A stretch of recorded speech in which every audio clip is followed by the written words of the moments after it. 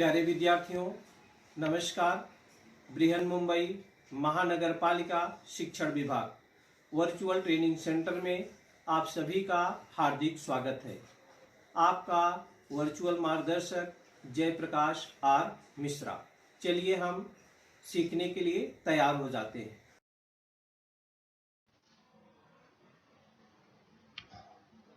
आज हम लोग कक्षा 9वीं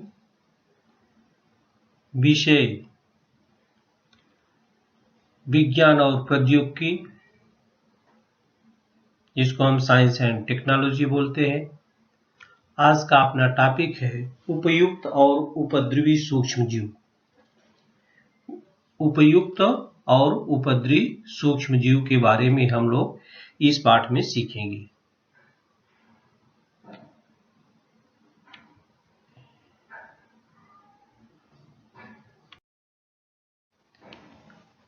इस पाठ में उपयुक्त और उपद्रवी सूक्ष्मजीव में हम लोग क्या क्या सीखेंगे, एक नजर उस पर डाल लेते हैं। उपयुक्त सूक्ष्मजीव में यूजफुल माइक्रो ऑर्गेनिज्म में लैक्टोबैसिलस, राइजोबियम और कीड़े के बारे में है। और दूसरा जो उपद्रवी सूक्ष्मजीव है क्लस्ट्रिडियम और अन्य सूक्ष्मजीव। ये दो प्रकार के सूक्ष्मजीव हैं जो एक अपने लिए फायदेमंद है, यूजफुल है, और दूसरा क्या है, हार्मफुल है। तो आज हम इस वीडियो में बच्चों जो उपयुक्त सूक्ष्मजीव हैं, यूजफुल माइक्रो ऑर्गेनिज्म हैं, उन्हीं के बारे में हम चर्चा करेंगे।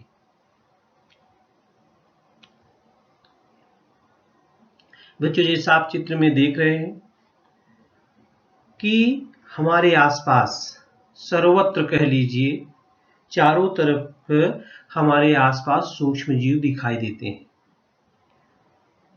माने माइक्रो ऑर्गेनिज्म है। वो हमारे लिए यूजफुल भी है, हार्मफुल भी है, दोनों प्रकार से हैं। ये इतने छोटे होते हैं, इनको हम अपनी आंखों से नहीं देख सकते हैं। इनको हम माइक्रोस्कोप, जिसको हम सूक्ष्मदर्शी बोलते हैं, उससे हम देखते हैं। कुछ हम एक्टिविटी आपको बताएंगे, उसको आप करके देख सकते हैं।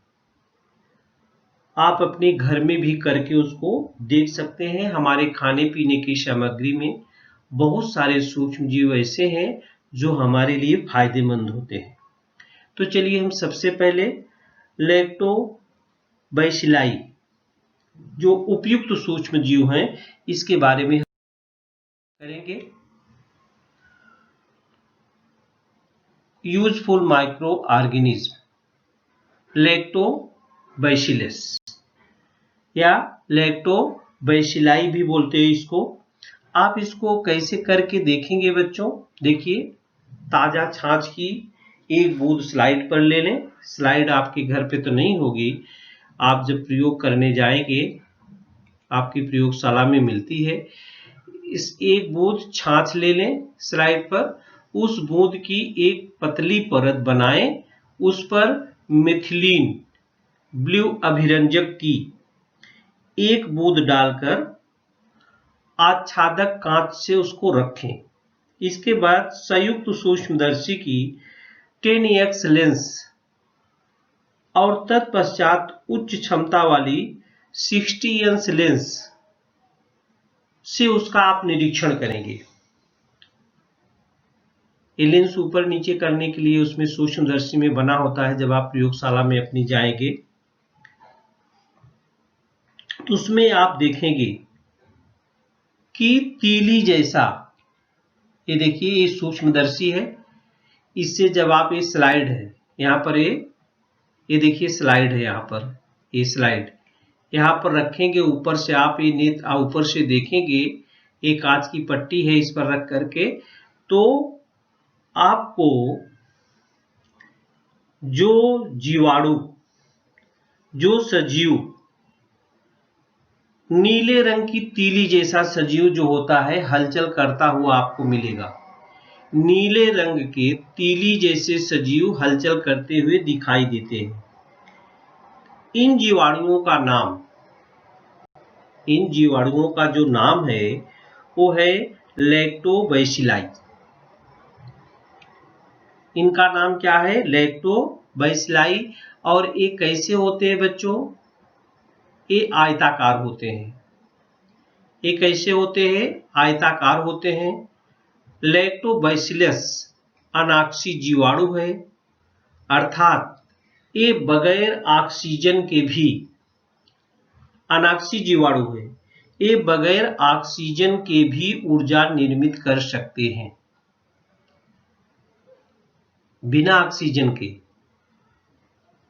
लैक्टोबैसिलस अनाक्षी जीवाणु है, ये बगैर ऑक्सीजन के भी ऊर्जा निर्मित कर सकते हैं।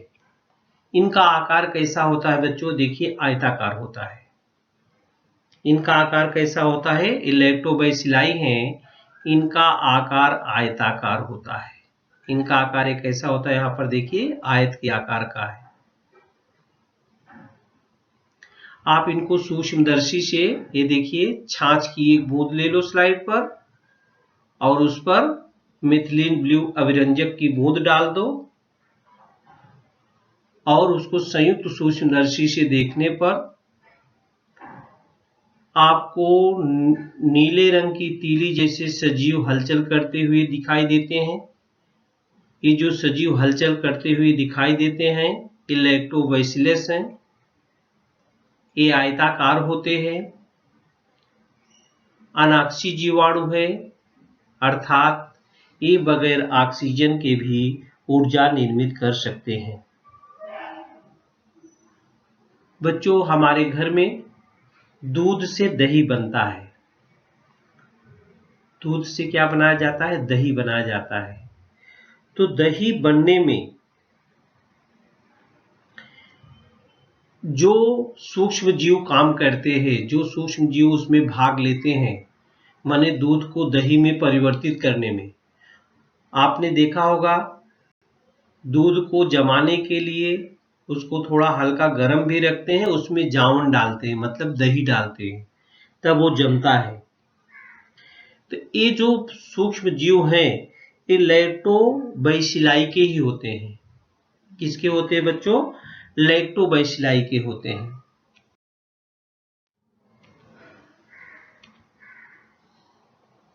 लैक्टोबैसिलाई के होते हैं जीवाणु। दूध से दही कैसे बनाते हैं? इसमें इस प्रक्रिया में निश्चित रूप से क्या होता है? लैक्टोबैसिलाई जीवाणु दूध की लैक्टोज शर्करा का किण्वन प्रक्रिया द्वारा लैक्टिक अम्ल में रूपांतरण करते हैं। इसके कारण दूध का जो पीएच मान है वो कम होता है और दूध के प्रथिनों का अष्कंदन होता है। इसके कारण दूध के प्रथिन अन्य घटकों से अलग हो जाते हैं। इसे ही दूध का दही में रूपांतरण होना कहते हैं। लैक्टोबैसिलाई जीवाणु दूध की लैक्टोज शर्करा का किण्वन प्रक्रिया द्वारा लैक्टिक अम्ल में रूपांतरण करते हैं। इसके कारण दूध का पीएच कम हो जाता है और दूध के प्रथिनों का अष्कंदन होता है। इसके कारण दूध के प्रथिन अन्य घटकों से अलग हो जाते हैं। इसे ही दूध का दही में रूपांतरण करना कहा जाता है। लैक्टिक अम्ल के कारण दही को विशिष्ट खट्टा स्वाद मिलता है। दही में कौन सा अम्ल होता है बच्चों? लैक्टिक एसिड होता है। कौन सा? Lactic acid. उसका पीएच कम होने के कारण दूध के अन्य घातक जीवाणुओं का क्या होता है? विनाश होता है। पीएच मान अगर कम हो जाता है तो दूध में जो जीवाणु होते हैं घातक, उनका विनाश हो जाता है। इस प्रकार से दूध से दही बनता है। दूध से क्या बनता है? दही। ये देखिए, दूध से जम करके क्या हो जाती है? दही। तो जब तक आप उसमें लैक्टोबैसिलस के जीवाणु नहीं जाएंगे तब तक वो कन्वर्ट नहीं होता है।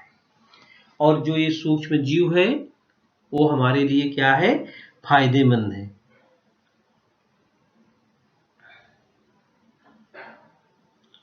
इसी प्रकार से बच्चों, आपने डॉक्टर के पास गया होगा, आपको कब्ज रहती है तो आपको डॉक्टर क्या सलाह देते हैं, दूध मत पियो लेकिन छाछ पियो।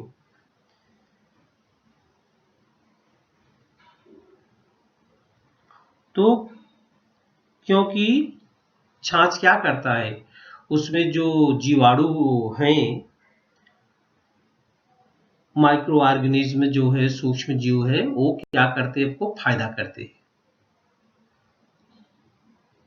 उसमें कौन सी अम्ल होती है, लैक्टिक अम्ल के कारण उसका स्वाद मट्ठे का भी, दही का भी स्वाद खट्टा आता है।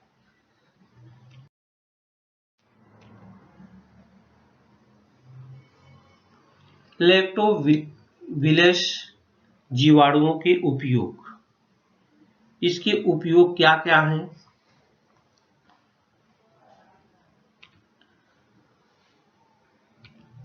दही, छाछ, घी, पनीर, चीज, श्रीखंड जैसे अनेक पदार्थ दूध की किण्वन प्रक्रिया से प्राप्त होते हैं। नंबर 2, शीडार, कोको, सब्जियों के अचार आदि पदार्थों का बड़े पैमाने में उत्पादन करने के लिए लैक्टोबैसिलाई किण्वन प्रक्रिया उपयुक्त है। पाचन संस्थान के कार्य में खराबी आने पर लैक्टोबैसिलस और कुछ अन्य सूक्ष्म जीव साथ आकर क्या करते हैं, उपचार करते हैं। पाचन संस्थान में गड़बड़ी है, अपचन है, तो छाछ पीने के लिए डॉक्टर कहते हैं, क्योंकि उसमें लैक्टोबिलस है, सूक्ष्म जीव, उससे जो होता है उसका उपचार होता है। गाय भैंस को दी जाने वाली बिनौले की खली वो वास्तविक में लैक्टोबैसिलाई की सहायता से खटास उत्पन्न किया हुआ अन्न पदार्थ है। मद्यार्क निर्मित तथा कुछ प्रकार की डबल रोटी बनाते समय लैक्टोबैसिलाई किण्वन प्रक्रिया का उपयोग किया जाता है। तो लैक्टोबैसिलस जीवाणुओं के उपयोग,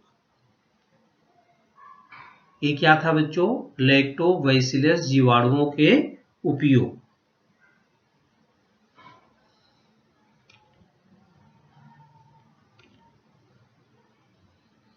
इसको खोजिए, इसको आप देखेंगे। लैक्टोबैसिलस जीवाणु कितने उद्योगों को बढ़ावा देते हैं? लैक्टोबैसिलस जीवाणु कितने उद्योगों को बढ़ावा देते हैं और प्रचुर मात्रा में दूध उपलब्ध होने वाले प्रदेशों में कौन कौन से गृह उद्योग और कारखाने शुरू हो सकते हैं? तो बच्चों, जिस उद्योग में कोई भी सामान अगर बनाना है, खटास उत्पन्न करना है, तो लैक्टोबैसिलस का उपयोग किया जाता है। प्रचुर मात्रा में दूध उपलब्ध होने पर दही, छाछ, घी, पनीर, चीज, श्रीखंड, ये जितने भी पदार्थ बनने वाले हैं, यहाँ तक कि आपने देखा गाय भैंस की जो बिनौला जो खाने का पदार्थ होता है उससे दूध ज्यादा देते हैं, उसमें भी खटास उत्पन्न करने के लिए ये लैक्टोबिलस का उपयोग किया जाता है।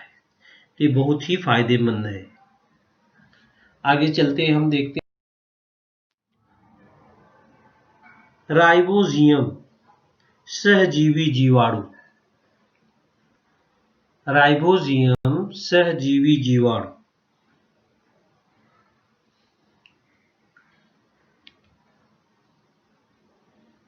इसको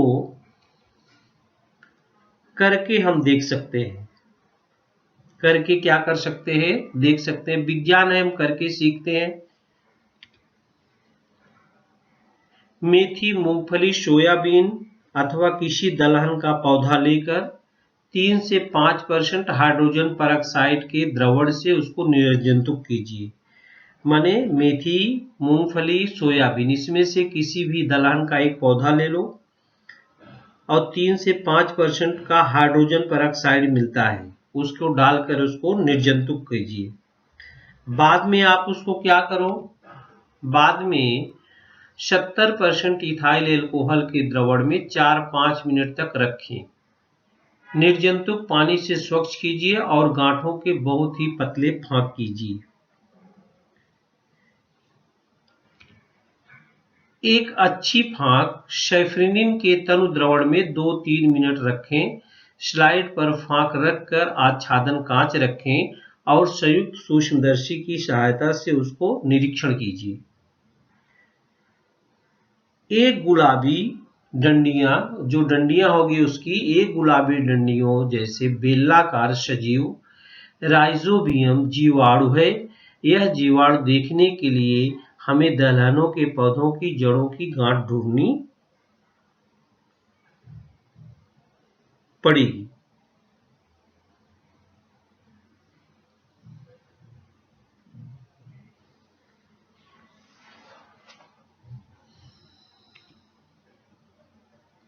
उन वनस्पतियों को राइबोजियम से लाभ होता होगा या हानि, हम देखेंगे। ये देखिए चित्र है, ये सोयाबीन है, ये भी दलहन की है। सोयाबीन की जड़ों पर पाई जाने वाली गांठें, सोयाबीन की जड़ों पर पाई जाने वाली गांठी, देखिए गांठी ये दिखती है, राइजोबियम है। इसको जैसे जैसे कहा गया है इस आप क्रम से करते जाएंगे तो आप देखेंगे एक गांठों की ये संवहनी ऊतक है, एक बैक्टीराइड है, यहाँ पर एक गांठों की वृद्धि दिखाया है, एक कोश का विभाजन दिखाया है यहाँ पर, और ये जीवाणु संसर्ग है, यहाँ ये संसर्गित मूल रोम है, ये कोश का विभाजन है, यहाँ पर आप देख रहे हैं कोश का विभाजन तथा राइजोबियम सहजीवी जीवाणु।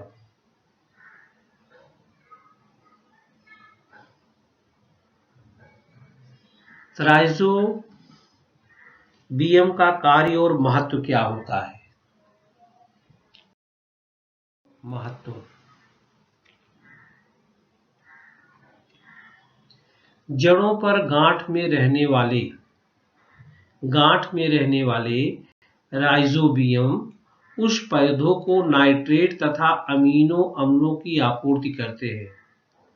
गांठ में रहने वाले, जो गांठ होती है वहां पर रहने वाले राइजोबियम उस पौधे को नाइट्रेट तथा अमीनो अम्लों की आपूर्ति करते हैं। उसके बदले पौधे से कार्बोज पदार्थों के रूप में ऊर्जा प्राप्त करते हैं। इस प्रकार एक दूसरे को फायदेमंद साबित होने वाले इस संबंध को सहजीवन कहते हैं। राइबोजियम हवा की नाइट्रोजन से नाइट्रोजन की यौगिक बनाते हैं, परंतु इस नाइट्रोजन के स्थिरीकरण के लिए उन्हें मटर, सोयाबीन, सेम की फली तथा अन्य दलहनों जैसे शिम्बा वर्गीय फलियां वनस्पतियों की अतिथि के रूप में आवश्यकता होती है। राइजोबियम के बनाकर दिए नाइट्रोजन युक्त यौगिकों के कारण दालें और दलहन प्रोटीनों का अच्छा स्रोत साबित होता है।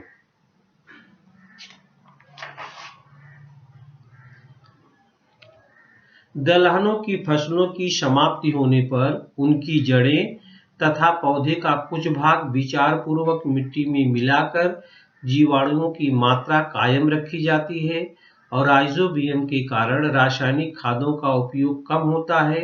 अतः रासायनिक खादों के दुष्परिणाम टाले जा सकते हैं। खादों की खरीद का खर्चा कम होने के कारण किसानों को फायदा होता है। बच्चों, इसलिए मिट्टी की उर्वरा शक्ति बनी रहे, उसमें फसलों की अदला बदली, एक ही फसल उसमें बार बार नहीं उगाते हैं, माने फसल अलग अलग करके उगाते हैं। उसमें दलहन वाली फसल अगर आप उगाते हैं तो उसमें नाइट्रोजन की जो क्षमता होती है उसकी बढ़ती है।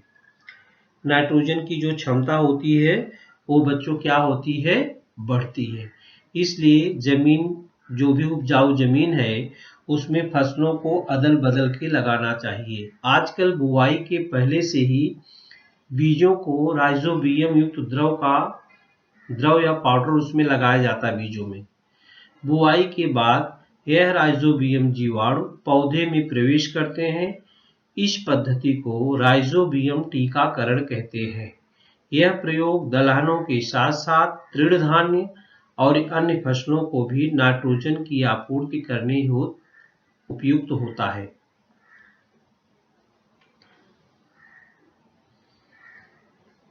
इसके बाद हम चर्चा करेंगे कीड़ों पर, जिसको ईस्ट बोलते हैं। कीड़ों या ईस्ट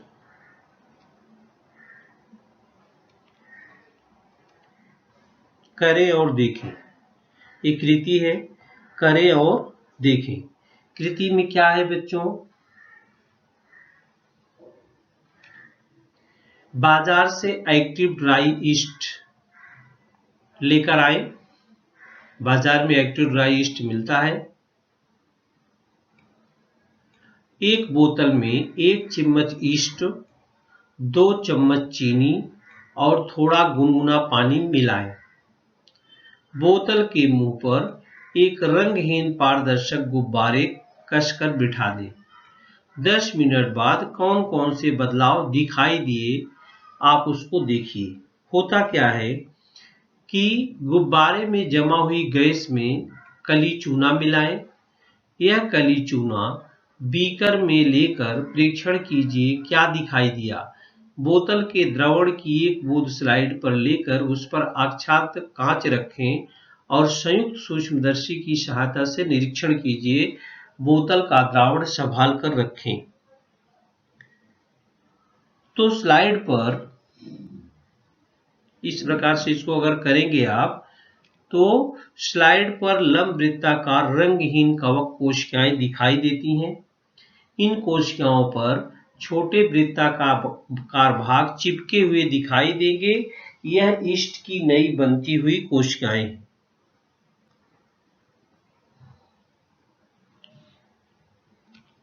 प्रजनन की इस अलैंगिक पद्धति को मुकुलन कहते हैं। जो एक नई कोशिकाएं बनती हुई दिखाई देती हैं, कैसे होती? प्रजनन के कारण होती है। तो प्रजनन की इस अलैंगिक पद्धति को मुकुलन कहते हैं। कीड़व एक परपोषी कार्बनी पदार्थों पर वृद्धि करने वाला कवक वर्गीय सूक्ष्म जीव है। कीड़व यह एक कोशिकी कवक है। एक कोशिकी कवक है। उनकी लगभग 1500 प्रजाति अस्तित्व में है। कीड़ कोशिका दृश्य केंद्रकी की प्रकार की होती है।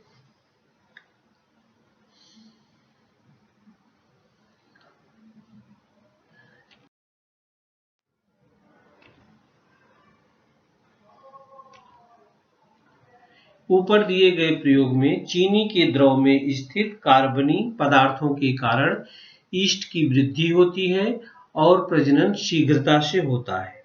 प्रजनन क्या होता है? शीघ्रता से होता है। अपना पोषण करते समय डिंब कोशिका विलयन के कार्बोज पदार्थों का रूपांतरण अल्कोहल में और कार्बन डाइऑक्साइड गैस में करती है। इस प्रक्रिया को हम फर्मेंटेशन कहते हैं। इस प्रक्रिया को हम किण्वन है, इंग्लिश में इसको फर्मेंटेशन बोलते हैं, फर्मेंटेशन कहते हैं। बच्चों आगे बहुत ही रोचक है, डबल रोटी कैसे बनती है? ब्रेड कैसे बनती है?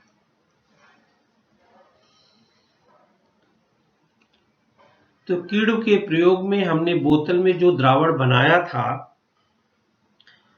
उसका उपयोग कर हम डबल रोटी कैसे बनाई जा सकती है इसकी जानकारी प्राप्त करेंगे और डबल रोटी बनाए।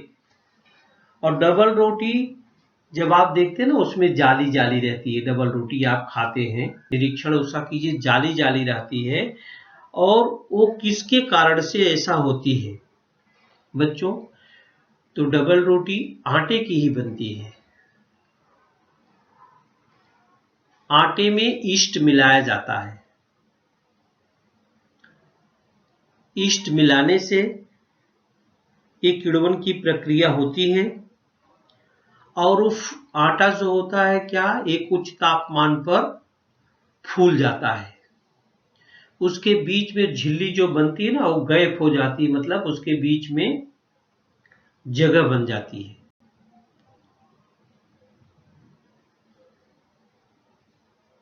जालीदार।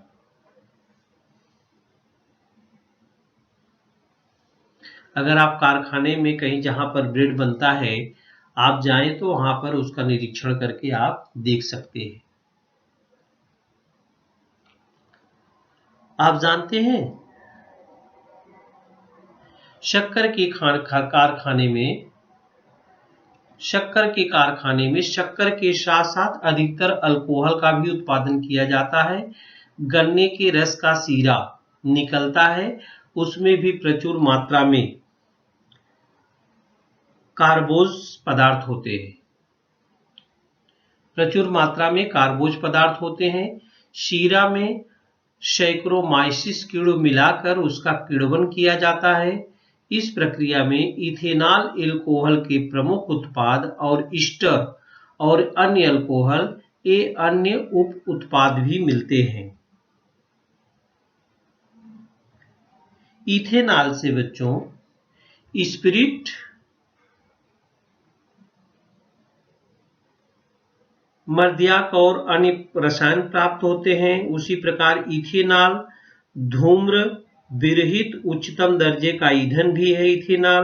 इथेनॉल के औद्योगिक उत्पादन के लिए गन्ने के शीरे की तरह मक्का और जौ जैसे अन्य धानों का भी उपयोग किया जाता है। अंगूर के रस में होने वाले ग्लूकोज और फ्रक्टोज शर्कराओं का भी यीस्ट की सहायता से किण्वन किया जाता है और पाए गए अल्कोहल से वाइन नामक पेय बनाया जाता है, जिसको हम शराब कह सकते हैं, वाइन। अंगूरी, उसमें अंगूर भी छपा रहता है कभी कभी बोतल में, देखिए अंगूर के रस में होने वाले ग्लूकोज और फ्रक्टोज ये शर्कराओं का भी यीस्ट की सहायता से किण्वन किया जाता है और पाए गए अल्कोहल से वाइन बनाया जाता है।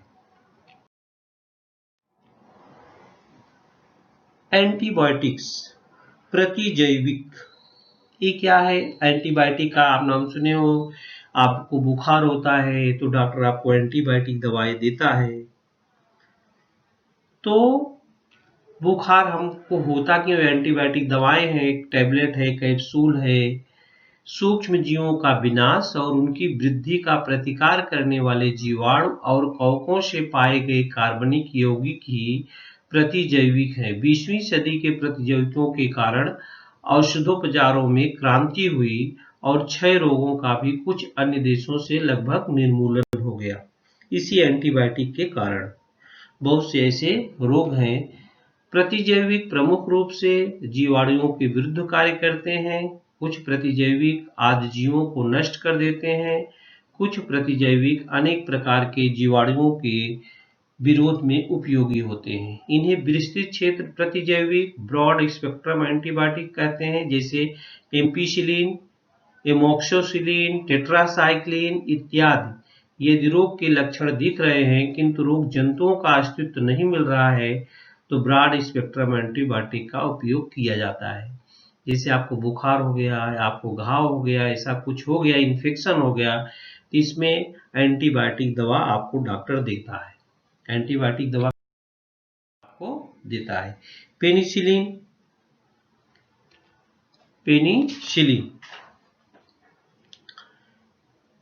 पेनिसिलिन जो है बच्चों, इसकी खोज डॉक्टर अलेक्जेंडर फ्लेमिंग ने किया था। पेनिसिलिन की खोज डॉक्टर अलेक्जेंडर फ्लेमिंग ने किया था। लेकिन जितना भी एंटीबायोटिक है बच्चों, आपको अगर कुछ होता है तो बिना डॉक्टर की सलाह के न लें। मेडिकल स्टोर से अपने आप दवा खरीद के न खाएं। अगर आपका गला दुखता है, खांसी सर्दी होती है, इन्फ्लुएंजा होता है, तो आपको एंटीबायोटिक दवा खाना ही चाहिए। और हर एंटीबायोटिक का कोर्स होता है बच्चों, ऐसा नहीं कि आपने एक टेबलेट खा लिया आपको फायदा कर देगा, लेकिन जिसका उसका कोर्स है 3 दिन 5 दिन, उतना डोज आपको लेना ही पड़ता है। अलेक्जेंडर फ्लेमिंग है वैज्ञानिक का नाम, जिसने खोज किया। पेनिसिलिन नामक कवक से प्राप्त होने वाला प्रतिजैविकों का समूह है।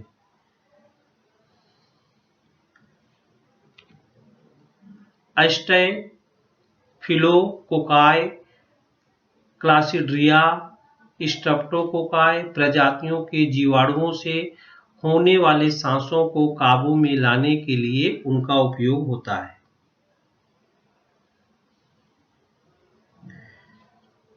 कान, नाक, गला, त्वचा में जीवाणुओं द्वारा होने वाला संसर्ग तथा न्यूमोनिया, स्कारलेट ज्वर पर उपचार करने के लिए पेनिसिलिन युक्त औषधियां उपयुक्त होती हैं। आपको कान, नाक, गला, त्वचा की कुछ भी परेशानी है, निमोनिया हो गया, तो हम पेनिसिलिन युक्त दवाइयों का उपयोग क्या करते हैं बच्चों? करते हैं। तभी जाकर के वो हमारा रोग ठीक होने वाला है, अन्यथा रोग ठीक होने वाला नहीं है। तो प्रतिजैविक पेनिसिलिन का जन्म असहाय रोग है। असाध्य रोगों को काबू में लाने के लिए वैज्ञानिकों ने इसको उपयोग में लाया। हमारी जान बचाने के लिए प्रतिजैविक की खोज अलेक्जेंडर फ्लेमिंग नाम के वैज्ञानिक ने किया, जिसका आज हम भरपूर फायदा उठा रहे हैं। तो बच्चों, आज हम लोगों ने यूजफुल माइक्रो ऑर्गेनिज्म के बारे में देखा जो हमारे लिए फायदेमंद है। हमने कहा बहुत सारे सूक्ष्मजीव ऐसे भी हैं जो हमको क्या करते हैं? हार्मफुल है, माने नुकसान भी पहुंचाते हैं। तो जो नुकसान पहुंचाते हैं उसके बारे में चर्चा, हार्मफुल माइक्रो ऑर्गेनिज्म, इसके बारे में चर्चा हम अगले वीडियो में करेंगे।